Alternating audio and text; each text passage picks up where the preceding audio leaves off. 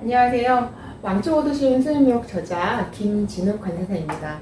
수입을 하시는 많은 분들이 사전에 얼마만큼의 비용이 들어갈지 이런 거를 되게 많이 궁금해 하세요. 발생할 수 있는 비용에는 그 물건이, 수입 물건이 우리나라에 도착할 때까지 발생하는 운송과 관련된 물류 관련 비용이 있을 수 있겠고, 우리나라에 들어와서는 이제 뭐 통관 수수료나 수입 세금, 국내 보세 창고 비용, 그리고 통관 완료 후에 발생하게 될 국내 운송료, 이런 것들이 있겠죠. 이번 영상에서는 지난 영상에 이어서 계속해서 세금에 대한 얘기를 할 거예요. 지난 영상에서는 이제 세금 관세율을 합법적으로 낮출 수 있는 우리 FTA 활용에 대해서 얘기를 했었고요. 이번 영상에서는 세금을 산출하는 데 있어서 아주 중요한 과세 가격이라고 하는 거를 말씀을 드릴 겁니다.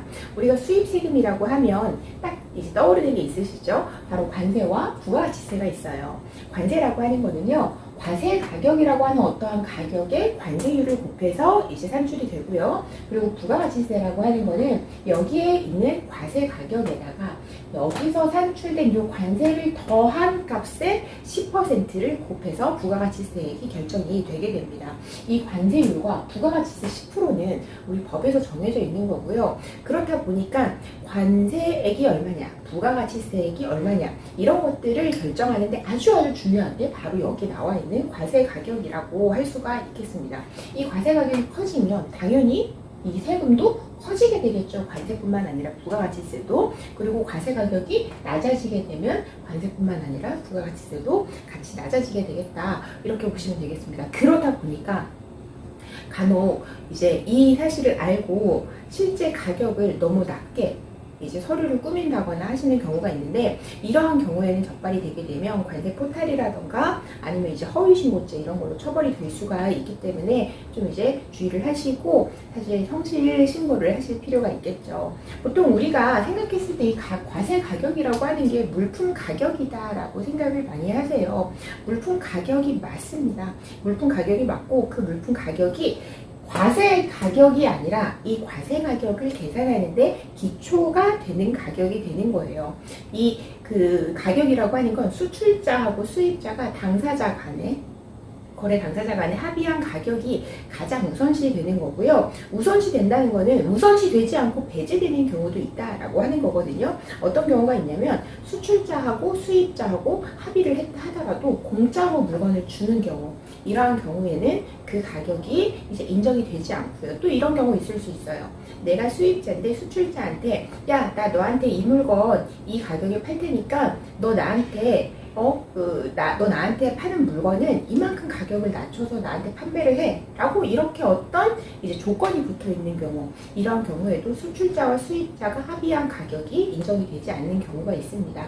이제 이번 영상에서는 그런 경우를 배제하고 그런 경우는 없다라고 생각을 하고 이제 과세 가격을 말씀드릴 거고요. 다만 이제 무료로 주는 샘플이라던가 이런 이제 경우는 굉장히 빈번하게 많이 일어나는 경우이기 때문에 과세 가격을 먼저 설명을 드리고, 영상 뒷부분에서 무료로 들어오는 샘플은 그럼 어떻게 이 과세 가격을 결정을 할 것이냐에 대해서도 말씀을 드려보도록 하겠습니다.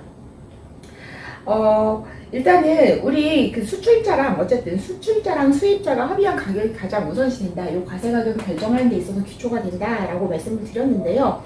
이게 기초가 되는 가격이라면 그 물품 가격이 과세 가격과 같지는 않다라고 하는 건 눈치를 채셨죠. 그 수출자와 수입자가 합의한 물품 가격에 몇 가지 어떠한 요소들을 더해서 이 과세 가격을 산출을 하게 돼요. 그게 바로 이제 가산 요소, 가산 금액이라고 하는 거고요. 우리가 수입 신고를 하게 되면 수입 신고 필증상에서도 가산 금액이 얼마다라고 이렇게 표시가 되게 됩니다. 그래서 가산 요소 첫 번째는 뭐냐면, 내가 원래 1,000불을 물품 가격으로 지불을 하기로 했는데 그 1,000불 외에 수입하는 내가 따로 지불하는 이 수입과 관련된 어떤 중개 수수료라든가 이러한 것들이 있다라고 하는 경우에는 그러한 수수료도 가산 금액의 가산 요소에 포함이 된다라고 보시면 되겠고요. 그리고 또 이런 것들이 있을 수 있어요. 내가 물품 가격을 1,000불을 지불을 했는데 이 1,000불의 물품을 포장하는 데 있어서 내가 특수한 포장을 요구를 했어요.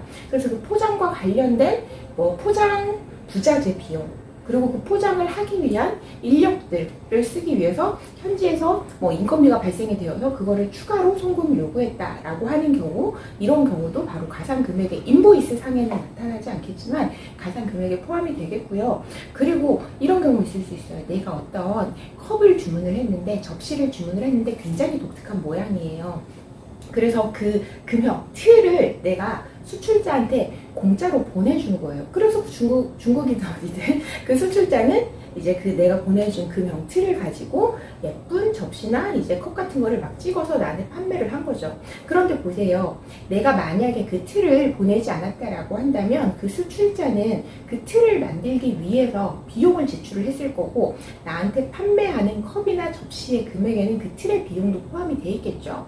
이렇게 내가 어떤 물건을 수입하기 위해서 수출자에게 어떤 물품이라던가 용역 이런 것들을 무료로 제공하거나 인하된, 실제 그거를 판매했을 때의 가격보다 좀 더 낮은 인하된 가격으로 그거를 제공하는 경우, 이건 생산 지원 비용이라고 해서 이 비용 역시도 그 인하된 부분만큼, 인하된 가격만큼, 그리고 이제 뭐 무상이라고 하면 그 가격만큼 우리 과세 가격에 포함이 되어야 한다라고 이렇게 이해를 하시면 되겠습니다.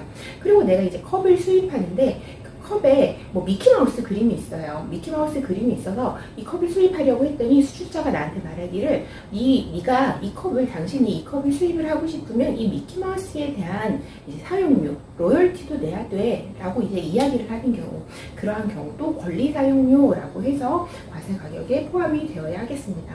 그리고 또 하나, 내가 만약에 이제 컵을 수입을 하는데 지금은 1,000불을 내가 입금을 하지만 차후에 정산을 추가적으로 얼마를 더 하기로 했다. 뭐 예를 들어서 판매액의 뭐 1%, 2% 이런 식으로 지불을 하기로 했다라고 하면 사후에, 지금 당장은 나가지 않고 인보이스에도 적혀 있지 않다 할지라도 사후에 수입자에게서부터 수출자로 이제 나가게 될 예정인 비용 역시도 과세 가격에 포함이 되어야 한다라고 보시면 되겠습니다. 그리고 이 과세 가격을 CIF 가격이라고 많이들 알고 계세요. 맞아요. 왜 맞냐면 마지막으로 설명드릴 이제 가산 요소인데, 가산 금액인데요. 그게 바로 운임과 보험료예요. 그래서 우리나라의 배나 비행기가 접안하는 시점, 도착하는 시점까지 발생한 운송비, 기본적인 오션 프레이트라던가 이런 거는 기본이고, 뭐 유가입증료, 통화입증료 이런 것들이 있다면 그러한 비용, 부대 비용까지도 전부 다 과세 가격에 포함이 되어야 하겠고요. 그리고 이제 보험, 만약에 화물 보험에 가입을 했다라고 하는 경우에는 그 보험료까지도 우리 과세 가격에 포함이 되어야 한다라고 보시면 되겠습니다. 이 가산 요소 6가지 중에 제일 마지막이 운임 보험료 때문에 과세 가격을 단순히 그냥 CIF 가격이다라고 많이들 알고 계시는데, 그 외에 앞서 설명드렸던 어떤 이제 수수료라던가 포장과 관련된 비용이라던가 생산 지원 비용이라던가 아니면 권리 사용료라던가 차후에 수출자에게 보내주기로 한 비용, 그러한 것들이 인보이스 상에는 나타나지 않지만 만약에 내가 지출을 한다, 지불을 한다라고 하면 이러한 것들도 과세 가격에 포함이 되어야 한다는 사실을 잊지 않으셨으면 좋겠어요. 실제 이러한 것들이 차후에 적발이 돼서 이러한 경우에 뭐 기업 조사, 기업 심사 뭐 이런 식으로 이제 대상이 되는 경우도 있고, 관세 포탈죄나 또는 뭐 허위 신고죄로 처벌이 될 수도 있기 때문에 이런 부분들은 챙겨서 좀 알아두시면 더 좋지 않을까라고 생각을 합니다.